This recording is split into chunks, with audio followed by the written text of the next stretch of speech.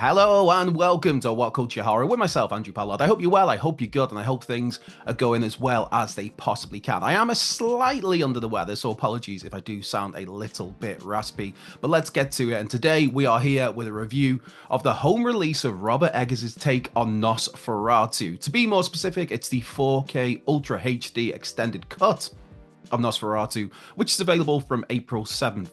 How is the film itself? How about the swanky 4K? What about the special features? And what exactly comes as part of the extended cut? Let's get to it. Robert Eggers has slowly but surely made quite the name for himself in recent years, initially impressing with The Witch in 2015, following that up in 2019 with The Lighthouse, and then delivering The Northman in 2022. All three movies being period pieces, and all three, if you ask me, being absolutely fantastic in their own individual ways. So, when it became clear that Eggers' take on Nosferatu was on the way for a cinematic release, what was it, Christmas Day in the US at least? For the UK, we had to wait until New Year's Day, but to say anticipation was high would be a major understatement amongst horror fans. So much so, this was a film that it ranked number one on many, many lists when it came to those movies people were looking forward to seeing in 2024, or heck, 2025 when you include some of the international release dates. Passion Project doesn't even come close to doing justice to this film. Robert Eggers, he developed Nosferatu as a high school play back in the day, and so impressive was that version of Nosferatu, it was even given a run at New York's Edwin Booth Theatre. And it was Eggers' interest in Nosferatu that played so much a role in shaping him as a filmmaker and giving him an interest in pursuing this as a career. So this is a very, very personal film for him. In fact, Nosferatu was at one point intended to be Eggs' second movie, coming after The Witch, but he's openly talked in interviews about how he felt it was wrong for someone with just one movie under their belt to have the, audacity to tackle something as iconic as Nosferatu. But here we are, 10 years after The Witch released, with another couple of films under his belt in the meantime, and Eggs' take on Nosferatu is now finally been brought to life. Now, if you're not familiar with Nosferatu, the original Nosferatu, or Nosferatu, A Symphony of Horror, as it's to give it its full title, that was a 1922 silent movie. German expressionist filmmaker F.W. Murnau behind that, starring Max Schreck in the title role. Essentially, Nosferatu was an unofficial, unauthorized, seriously, there were lawsuits about all of this, adaptation of Bram Stoker's 1897 novel, Dracula. Over the decades, there have been a few remakes of Nosferatu, the most notable and easily the best being the 1979 film from the ever combustible duo of Werner Herzog and Klaus Kinski. As for the plot here, it's Count Orlok who takes center stage, a reclusive, weakened, withered, extensively rich old man who decides that he wants to see out his final days in the small German town of Visburg, rather than just rot away in his Transylvanian castle. And so Thomas Hutter, an estate agent eager to please his boss and also to earn a nice payday that will help him and his family, he's tasked with traveling to the Count to finalize the deal to buy Visburg's mammoth but rundown Grunewald Manor, with Thomas's wife Ellen having strange dreams about death and the like. Her very sanity is questioned while her husband is away. And Ellen and Orlok, they have a rather unique bond, and the Count has his own plans for Ellen. Now, for a plot like Nosferatu, it's one of those where, does it really count as spoilers to go into the ins and outs of a tale we've seen several other times over the decades?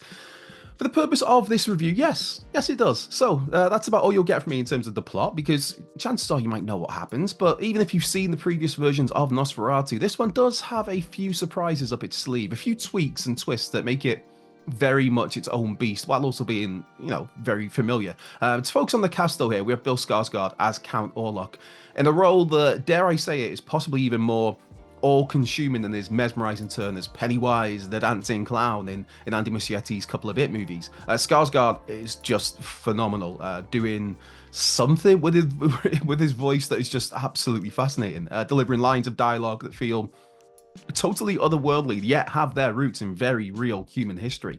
And what Nosferatu does so well is how it frames Orlok throughout so much of the film. This is supposedly a frail, broken down man on the verge of death. And Eggers opts to so often keep Orlok out of shots, or out of focus at least, add in just a whole bunch of intrigue to trying to catch a glimpse of, a hand here or a half his face there that's slightly obscured or and out of focus. It's only when things start to really ramp up in the final act do we really truly get to see Orlok's full form, complete with stunning, disgusting detail. And that stunning, disgusting detail, that is present throughout so much of Nosferatu. The film's never afraid to push the boundaries when it comes to some of the more stomach churning moments, shall we say, that it does have to offer, and it does have plenty of those. But to circle back to the performances, Skarsgård is joined by Nicholas Hoult as Thomas Hutter and Lily Rose Depp as Ellen Hutter, and both deliver, I would dare I say, career best performances, particularly Lily Rose Depp, who's certainly come a long way from popping up in Kevin Smith's Tusk and then Yoga Hosers. And that's coming from me as a big Kevin Smith fan. Snoots to the mother flipping Nuccio. Nicholas Hoult, though, is great at running the gamut of emotions, especially once he hits this kind of frenzied mode as he desperately tries to get back to his wife before something terrible happens. And Lily Rose Depp, likewise, delivers just such a varied performance, being put through even more grueling moments and emotions than her co-star, bringing such an intense physicality to Ellen. Elsewhere, you've got Aaron Taylor-Johnson and Emma Corrin. They are pitch perfect in supporting roles as the Hutters' wealthier pals, the Hardins. You've also got the ever great Willem Dafoe, who of course starred in Robert Eggers' The Lighthouse, and Willem Dafoe just always threatens to steal the show when he turns up as Professor Von Franz, who is essentially a slightly more eccentric take on the classic Van Helsing character. Throw in some further solid supporting players in Ralph Ineson and Simon McBurney, and you've got quite the impressive ensemble here. But this is a film that works well, not just because of its story, not just because of its cast and the impressive turns that they all put in, but like other Robert Eggers pictures, Nosferatu works brilliantly because of its cinematography, its musical score, its set, and its outright attention to detail. This film, it just looks absolutely glorious, being primarily shot in Prague and with certain sets built from scratch, from the ground up, all in painstaking detail. After all, Robert Eggers himself is just a detail nut, I guess is one way to describe him when it comes to historical accuracies. And that's something that's never clearer than here in Nosferatu, which, I mean, let's face it, it's part of the problem that some people had with the film's Count Orlok design. That was because the creature had a moustache. But as details by those involved with the movie, this was historically accurate for a nobleman living in that area of the world at that particular time. So again, it's a case of attention to detail. And for me, I think the moustache looks absolutely fantastic. I know some people were not so keen on that. Whatever floats your boat, I guess. The music here as well, to talk about that is glum when needed to be, rousing at other times. And there was even an expert brought in who dealt with specific old horns from the 1800s. And it's nuts. Again, the detail, man.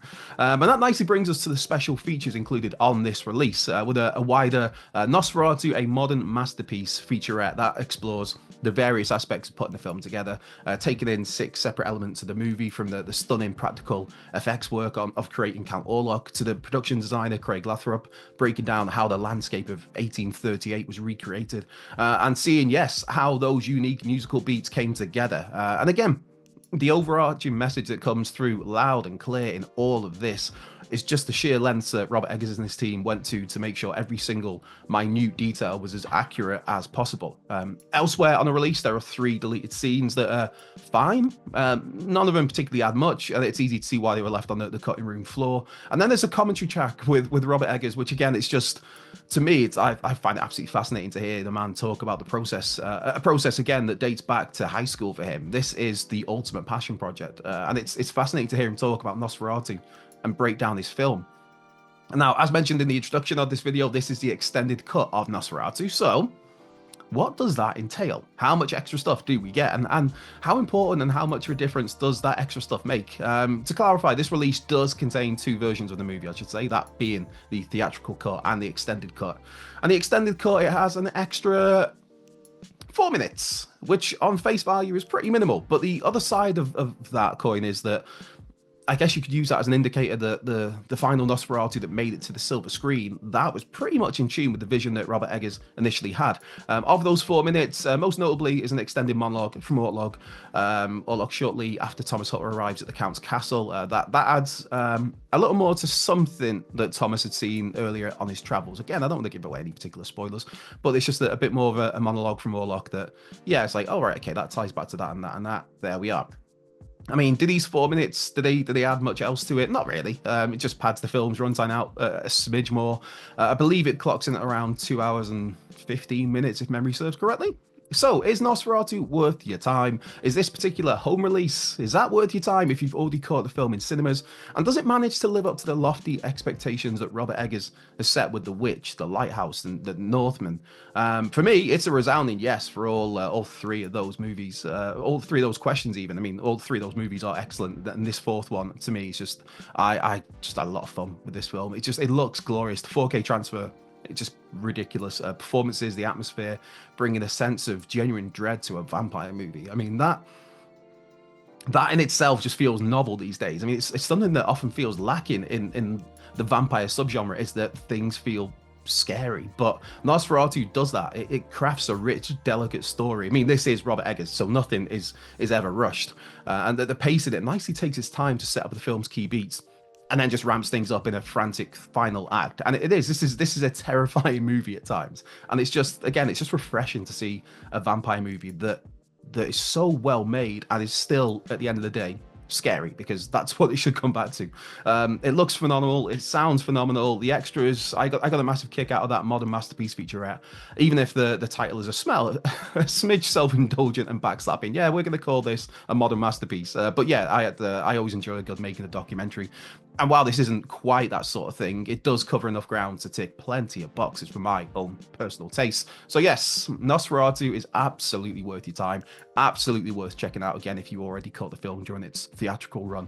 I mean, if we're going to go with the typical ratings affair, I'd go a solid 9 out of 10, a 4.5 out of 5 for the film itself, and then a sturdy 7 for the bonus material, mainly for that look behind the scenes and for the really, really fun chat track with Robert Eggers. So, Nosferatu, that hits home release, 4K Blu-ray DVD on Monday, April 7th. And if I was you, I would absolutely be picking this up as soon as you get the chance. And with that, this has been What Culture Horror. I've been Andrew Ballard. We should have a couple of new movie reviews coming to the channel shortly, but for now, be well, be safe, and I will catch you down the road.